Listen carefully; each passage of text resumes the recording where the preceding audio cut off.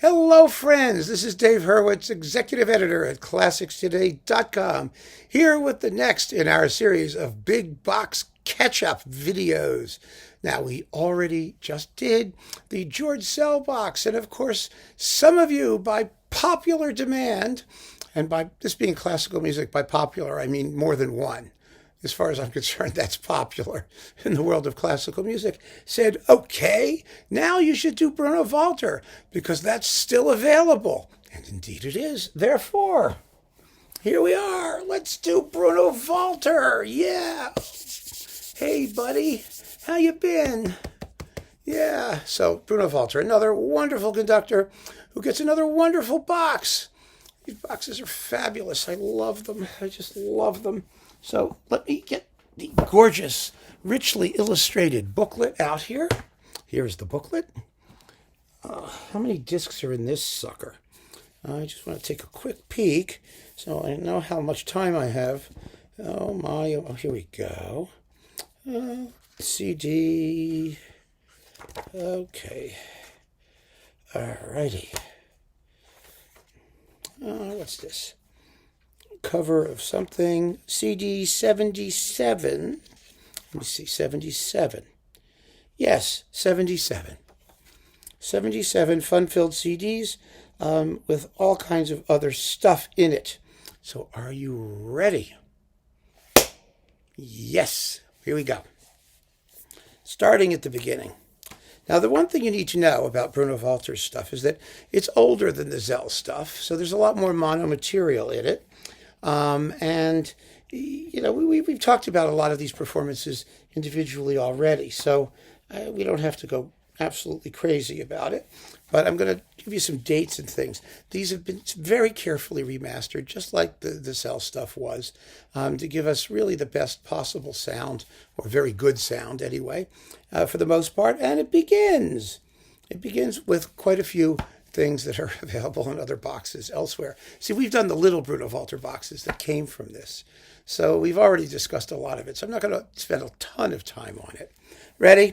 Beethoven's Emperor Concerto with Rudolph Circuit in the New York Phil. Now, this was from 1941. That's when we start, 1941. And of course, that's in the Cirkin box. So, you know, if you have the Cirkin box, you already have that. Now we get, let's see, CD 2, Beethoven's Fifth and the Eroica. These are also with the New York Philharmonic. And these early New York Philharmonic recordings of Bruno Walter are the most important things, actually, in the box, or a lot of the most important things, because his stuff that he did later with the Columbia Symphony Orchestra in Los Angeles, some of it was a little bit slower and softer. He was older and more gemütlich, as they say. And as a result of that, some people find his earlier performances, well, they're definitely quicker and more tension-filled. And I think that's true. But that doesn't mean that everything favors the earlier ones. It does not, as we're going to see. You have to keep on listening. You can't make assumptions absent actual experience of the music. So then we get the Beethoven Pastoral, the Schubert Eighth, and the Schubert Eighth. And these are with the Philadelphia Orchestra. And they're gorgeous. I mean, Walter was so great at the Pastoral Symphony. I mean, I talked about him doing that in my talk on the Pastoral Symphony as well. And then we have the Beethoven Violin Concerto, the Mendelssohn Violin Concerto, and the Midsummer Night's Dream Scherzo with Joseph Szigeti, Nathan Milstein, the New York Philharmonic. I mean, what could be bad? Seriously. Of course, it's in the Szigeti box and whatnot. You know, I don't think Sony's done a Milstein box. I mean, you know, EMI did. We need Milstein. Everyone needs to do more Milstein. I mean, we have to get to clean all that stuff up. And then we've got Mahler 4. This is from, 1946 with Desi Halban. As we know, it's a very famous Mahler 4. It is not perfectly played, and I don't think that Halban is the best soloist, even though she was like the daughter of Selma Kurtz, you know, who sung under Mahler, and something like that. I don't know. It's okay. It's a decent Mahler fourth. I mean, the tempo and the phrasing and the conception is very, very natural and lovely. So that's really all you need to know. Then we start getting Mozart. Now, without going into too much detail, Walter's Mozart was just great. He was a Mozart specialist. Some people, especially like as we got into period instrument, performance, started to, talk about his Mozart as being, just hopelessly anachronistic and terrible and whatnot. But remember, I mean, Walter was born in like the 1870s. He was from a real legitimate performing tradition of Mozart in Vienna, particularly. And he was a master at that style. His Mozart is beautiful. It's warm. It's sensitive. It's never dull. It really is. It's not heavy. It's not thick. It's just beautiful. Absolutely beautiful. You're not going to hear trumpets and drums like you do in period instrument performances. Just deal with it, okay? So then we got, let's see, so Symphonies 38, 41, and the Così fan tutti Overture. Then we have more Mozart. Overture collection. It's overtures. You know what the overtures are. Then we've got more Mozart overtures. And we've got Exultate Jubilate with Lily Pons. Ooh, the canary. Canary singing. And then we've got Schumann's Rhenish and the Moldau put together, which is rather nice. And these are all with the New York Philharmonic, and they all date from the late 40s, the early to late 40s. And let's see, we'll get into the 50s. Then we've got Schubert's Ninth and the Brahms Schicksalslied, again with the New York Phil, and these date from 46 and 41 for the Brahms. And then Dvorak Eighth. Now, this is the first of two Dvorak Eighths. This is a really fast, scorchingly exciting Dvorak Eighth. It really is. It's totally unlike his remake, which is rather relaxed and still very, very beautiful. It really is. But boy, this is a smoker. My goodness. And you get the Slavonic Dance in C major and the Barber First Symphony, which is a wonderful performance. And I mean, it was a brand new work back then. And you got to give the guy credit for being rather senior in years. He was probably, in his late 60s, early 70s, and learning some new repertoire, doing it extremely well. So that's a famous performance, that Barber First. Mahler 5. I have never liked this Mahler 5. I find it underplayed. And, it's not terrible. It's really not, but I just think it's a little bit low temperature. It's quick, and I think, Walter was a very nice man. And he didn't really have the existential angst that you need to do some of these Mahler funeral marches. It's beautiful in the scherzo and the adagietto, which is at a rather quick tempo, and the finale's nice, but the first two movements, they just need more punch and more aggravation and more vehemence than Walter manages, but that's okay. Then we've got Lieder und Gesänge aus der Jugendzeit with Desi Halban and Bruno Walter playing the piano. That's important. That's an important record. And then we've got another Eroica. You can never have too many of those, can you? Let's see, from 1949 with the New York Phil. And we've got, Beethoven 7 and 8 with the New York Phil. And we've got, the last one that I always wear a tie for. You know that one. It's the Ninth. Okay. And that is from, 49.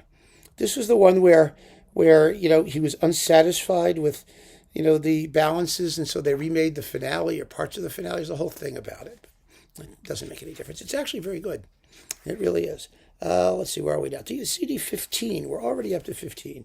Beethoven 2 and 4 with the New York Philharmonic. Richard Strauss, Death and Transfiguration in Don Juan. Walter was not a big Straussian. He was not. And I like this. I like the Don Juan. It's really fast. It's like 16 minutes. It's really good. Death and Transfiguration needs to have more transfiguration and maybe a little bit more death, too. I really think. And then the Siegfried Idyll, which is absolutely wonderful. I wish I didn't hate that little sucker. It's terrible. Okay, then we've got Mozart 40 and 35 with New York Phil. And this is from 53. Now we're in the 50s. And another remake, the Mozart Overtures, all over again. And this is the other Beethoven Ninth, right? The cover of, it was the re-recorded one. Yeah, okay, so, it's partly the old one, partly the new one, or something like that. I lost track of all this stuff. the heavy-duty historical recording people know it all by heart, but I don't pay any attention. I really don't. I just want to hear the performance and take it for what it is and what they had to do to get there. I don't particularly care. So, I couldn't even be bothered to do the tie thing. And the second time around, you may have noticed. It's enough. Okay, Mozart. Let's see. Bits of the Marriage of Figaro with George London singing. So it's like, bass or baritone things. And then Schumann, Frauenliebe und Leben. Oh, the dumbest song cycle ever. And the Dichterliebe, which is a bit of an improvement. Let's see. And who's doing it? Lotte Lehmann. Oh, my goodness, yes. And Bruno Walter. That's a big deal. Doing it with Lotte Lehmann. And then we've got Beethoven 5 and 1. You'll notice there's a lot of repetition here because Walter was making recordings right on the cusp at the changeover from 78s to mono LPs and then stereo LPs. And so there was an opportunity to do this stuff over and over again. But this is also New York Philharmonic. And, Brahms 1, 2, 3, and 4. Here we go. Okay, now. Walter was simply one of the greatest Brahms conductors ever, period. There's nobody, he was as great as anyone who's ever lived. His Brahms is important because he sort of came from that world and he really understood the style and he conducted it marvelously and he did the best ever with the Brahms third, but not this one. This one is sort of like the Dvorak eighth. It's so fast you can't even believe how fast it is. He just tears through the third. And I think it's a little crazy, frankly. It's fun to listen to because it's a little crazy. We like crazy things, especially in German standard repertoire, right? But it's not a reference recording. But the others are really exciting and quite wonderful. And the later cycle, it swings and roundabouts.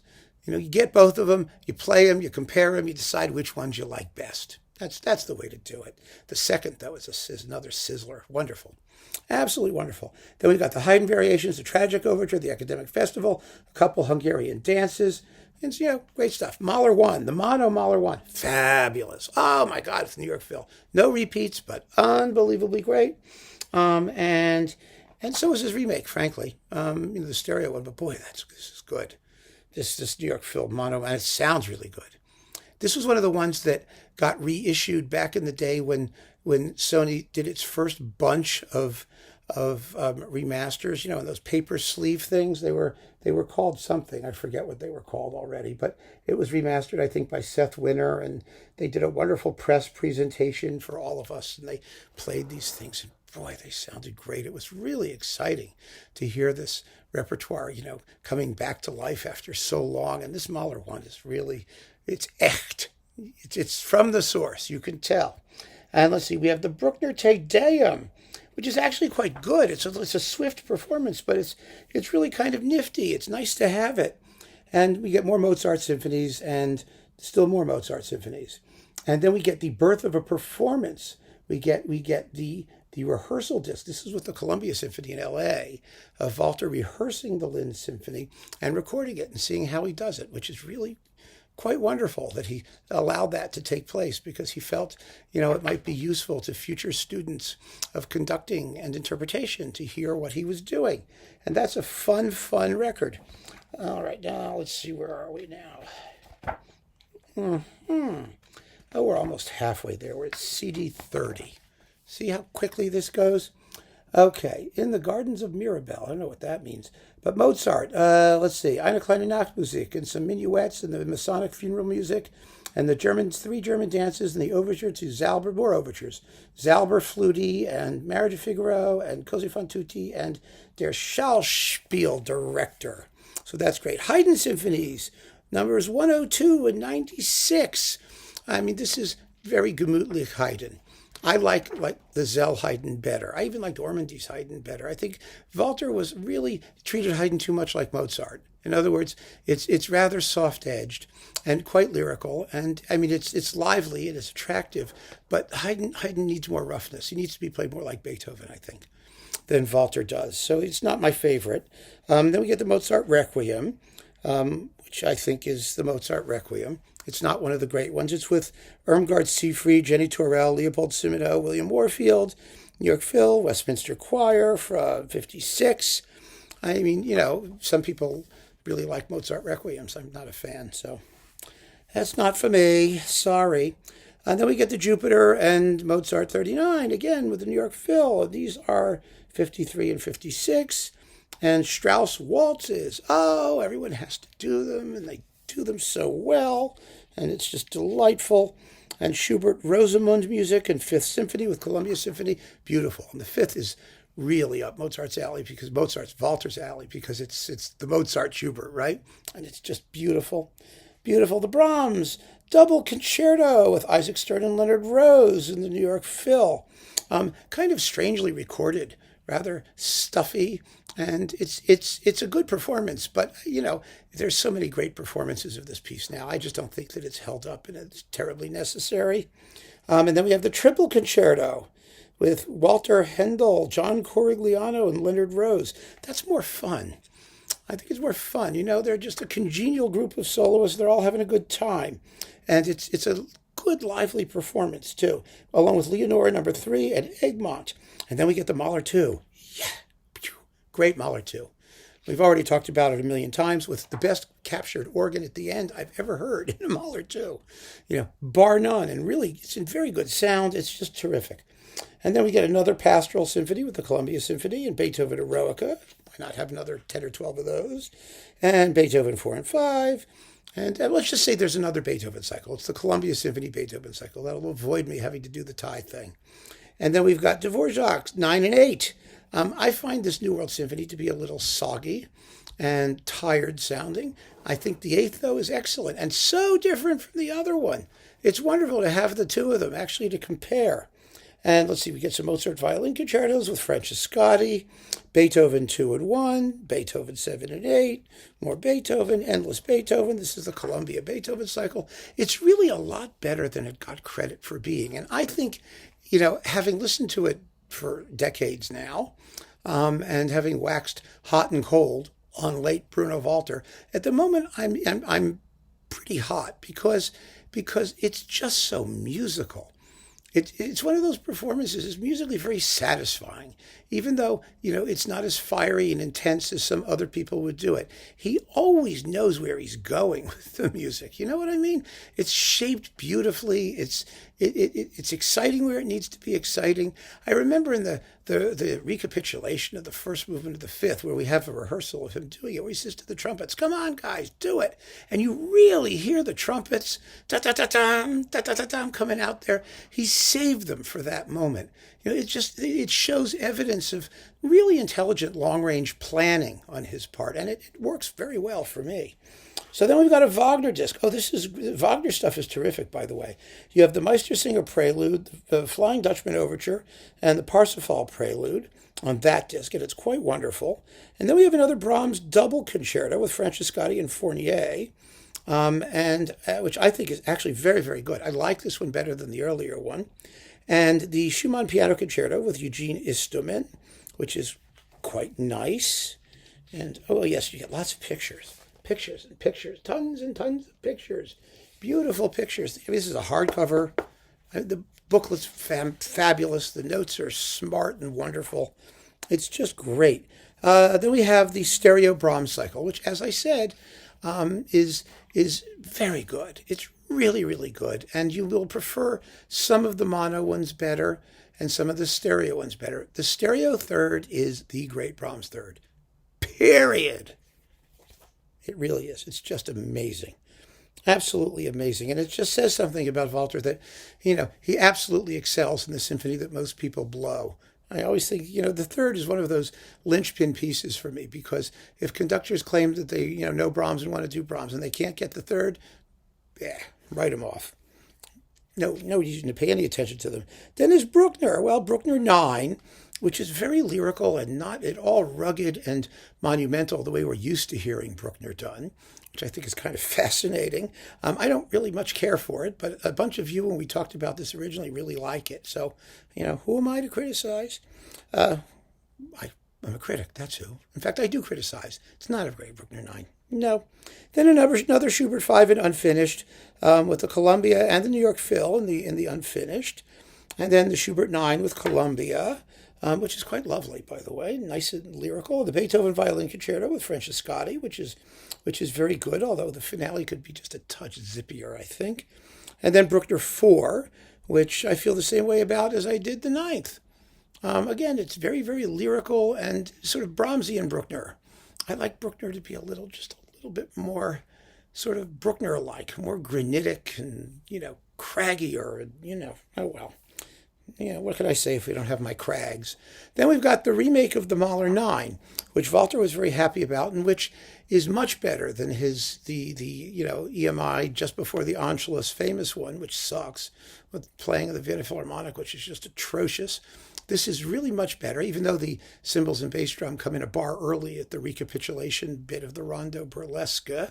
But still, even so, the ninth really has been done so well by so many people since then that I find this of more historical interest, shall we say. But it's good. There's nothing wrong with it. And the rehearsal is very interesting, by the way. There's a rehearsal disc that came with it.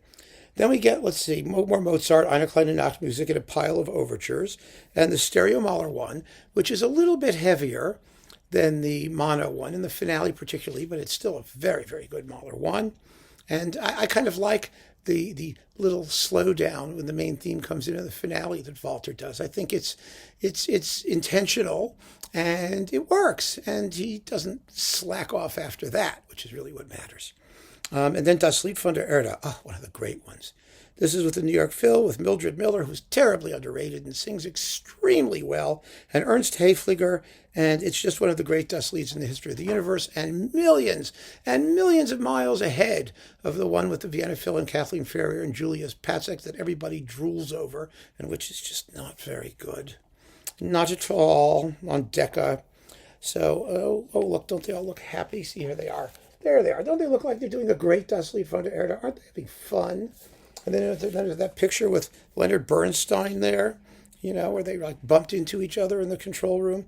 And then we've got more Brahms, the Alto Rhapsody with Mildred Miller, and the Schicksalslied and Mahler's Songs of a Wayfarer, which is lots of fun to listen to. The songs are great. Mahler's songs are very, very good.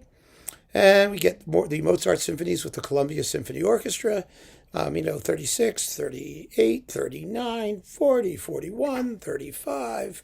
And more Haydn, 88 and 100. 88's really good. 100, again, it's the military. It needs to be more military. It's using the old editions too. So, it just needs to have more balls. I'm sorry. Wagner, this is a great disc. This is the Lohengrin Prelude, Siegfried Idyll again, and the Tannhäuser Overture and the Bacchanal, the Venusberg music, which has never been done better. It's marvelous. Absolutely marvelous. And we've also got Beethoven, Leonora II, and Coriolan. But boy, that Venusberg music is wonderful. It doesn't get played very often. It's really interesting. You should. If you have the overture and the Venusberg music, you get 25 minutes of vintage Wagner orchestral stuff. I think it's the castanets. I really do, because you can't have sex in music without castanets. And so Wagner uses them. And they sound very incongruous. The music's popping around, and all of a sudden it starts going clickety clickety clickety clickety click click click click click click clickety click clickety click clickety click click click. Kind of stupid, really, but it's sex. It's Wagner. You have to have castanets. Bruckner 7, probably Walter's best Bruckner because it's the most lyrical of all the Bruckner symphonies. So it's a pretty performance. It's again not going to overwhelm you. But it's lovely. It really is. And then the Brahms German Requiem. This is noteworthy with Irmgard Seefried and George London for being really, really quick. Amazingly quick. I like it. I like it for that reason. I like the fact that Walter is not sentimental and slushy about it. And it's not the best sung and it's not the best recorded. But it's really, I think it's actually in English, isn't it? I'm trying to think. Yes, it is. Where's the Holy Souls Chorus? No, it's not in English. Okay, maybe it's not. Something he did was in English. But the fact of the matter is, it's like Klemperer's. It's a performance that shows you really how the piece ought to go, without dragging it out unconscionably. And then we've got Gluck, the Iphigenie and Aulide Overture, and Bruckner 7. This is a live thing. That's the live thing. And then we've got an Evening with Bruno Walter limited edition, which is a selection of Mozart and Strauss's Don Juan and like things from other things. And then we've got a bunch from disc 71 all the way through to 74, 75, 76. We've got rehearsals and interviews. And in some ways, it's some of the most interesting stuff here. It really is. Because one of these interviews, one of the German interviews, is the one where Bruno Walter says that, I first heard the Vienna Philharmonic in 1897. And when I heard them again in the 1960s, they played with exactly the same vibrato now that they did back then. It was their sound. Yeah, it's like, yeah, thank you. That was a wonderful, wonderful bit of evidence that I used to prove some famous period instrument conductors to be full of crap. And that was just a wonderful moment.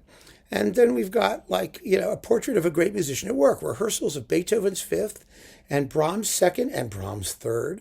And that's really, really cool. And then recording the Mahler Ninth and various conversations and things. Fortunately, that stuff was preserved. I think it's fascinating historical material, and it's fun to listen to. It really is. It's a real how it's done moment, So there you go. That is the Bruno Walter box. Now, I know we've done this quickly, but we have talked about so many of these smaller boxes that this came from. We did his Mahler, we did his Brahms, we did his Mozart. We did a lot of stuff in this already, so I don't think we need to take more time over it. But I will say that if you do not own it and you don't have the smaller boxes, it's of genuinely serious historical importance and genuinely rewarding artistic quality.